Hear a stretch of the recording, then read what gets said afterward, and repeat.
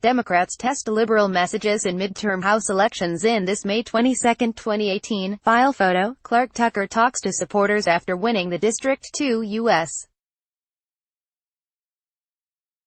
House Democratic primary at Cotham's in the city in Little Rock. Democrats typically aren't embracing their most liberal options in House districts that'll determine which party controls Congress after the November midterms, but candidates will test how liberal the party can go and still win among GOP-leaning voters. Thomas Metha, Arkansas Democrat Gazette via AP, a single-payer healthcare advocate in South Texas. A gun restriction supporter in Dallas. Cheerleaders in Arkansas and Iowa for public option healthcare. Weeks into the primary season, with 5 more states voting Tuesday, Democrats' midterm class is shaping up to test what liberal messages the party can sell to the moderate and GOP-leaning voters who will help determine control of the House after the November election. It's not one-size-fits-all, with every candidate checking every box wanted by the activists driving the opposition to President Donald Trump and the GOP Congress, and Democratic voters typically aren't tapping the most liberal choices in targeted districts. But taken together, the crop of nominees is trending more liberal than many of the blue dog Democrats swept away in Republicans' 2010 midterm romp.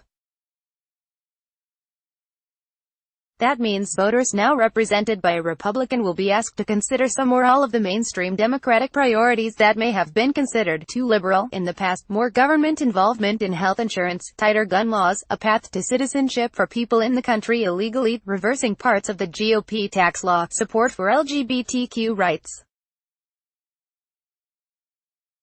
You have ballpark 60 districts as diverse as Kansas and Staten Island.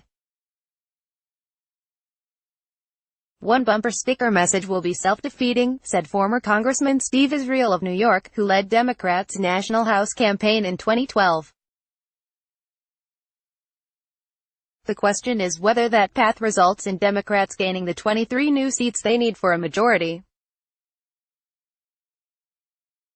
The next test will come with Tuesday's primaries in 5 states: Maine, Nevada, North Dakota, South Carolina and Virginia. A key measure of Democrats' leanings will come in suburban Northern Virginia, where vulnerable Republican Barbara Comstock has a half-dozen Democrats vying to knock her out of Congress in November.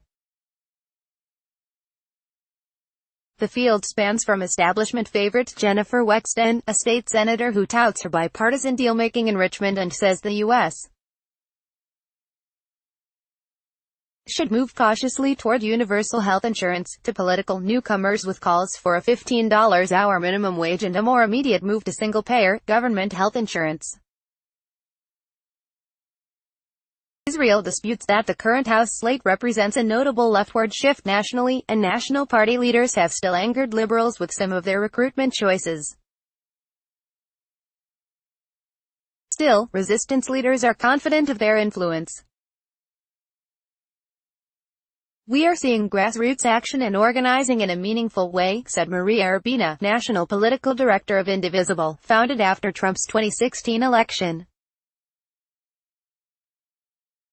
We see the party apparatus coming in behind some of this action on the ground. To be clear, not every surviving candidate is a carbon copy of Bernie Sanders, the 2016 presidential candidate whose insurgent campaign emboldened the left with his calls for universal health insurance, a $15 minimum wage and tuition-free college.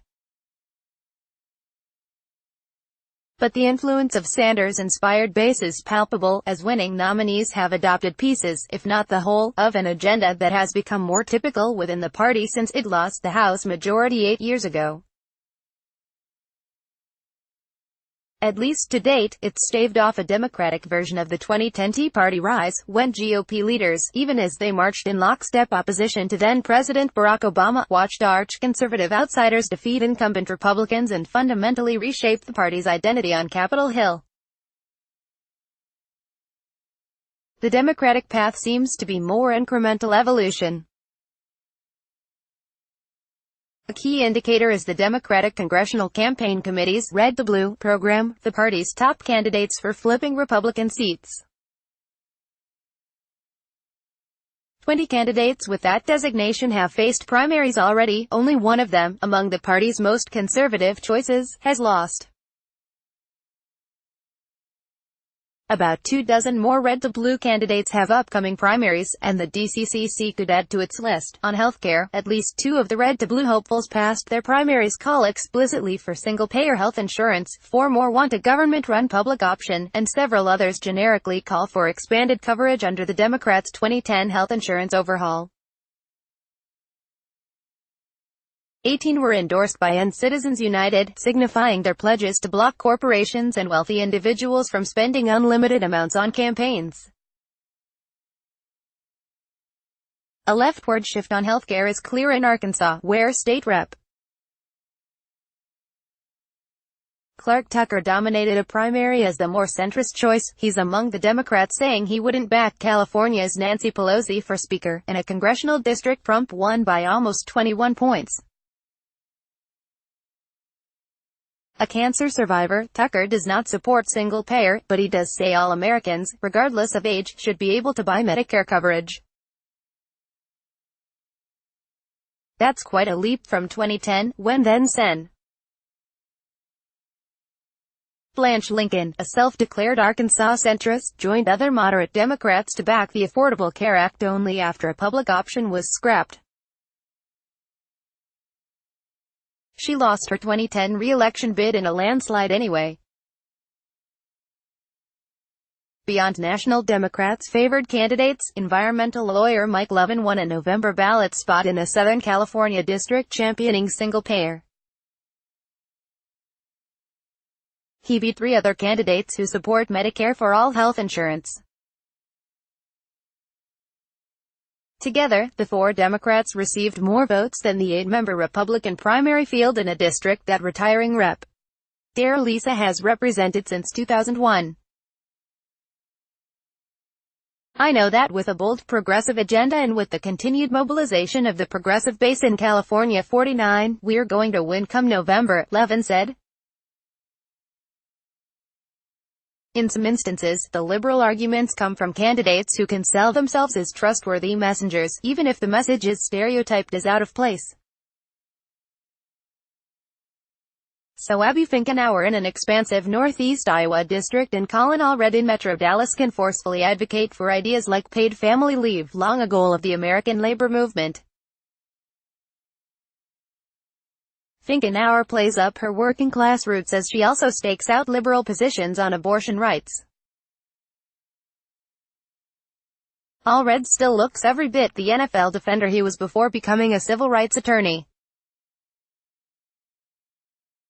He's outspoken about LGBTQ rights while endorsing a $15 minimum wage and a partial semi-automatic gun ban, all notable contrasts with the Republican Congressman, Pete Sessions, he's trying to defeat in November. Republicans, meanwhile, say bring it on. Wacky, far-left positions, said Courtney Alexander of the Congressional Leadership Fund, a GOP super PAC aligned with Speaker Paul Ryan, aren't going to fly in suburban swing districts this fall. Sign up for Politics in Focus, a weekly newsletter showcasing the app's best political reporting from around the country leading up to the midterm elections. http://opni.ws/3iskra___. Follow Barrow and Beaumont on Twitter at https://twitter.com/Bill Barrow app and https://twitter.com/Tom Beaumont. Copyright 2018 The Associated Press. All rights reserved. This material may not be published, broadcast, written or redistributed.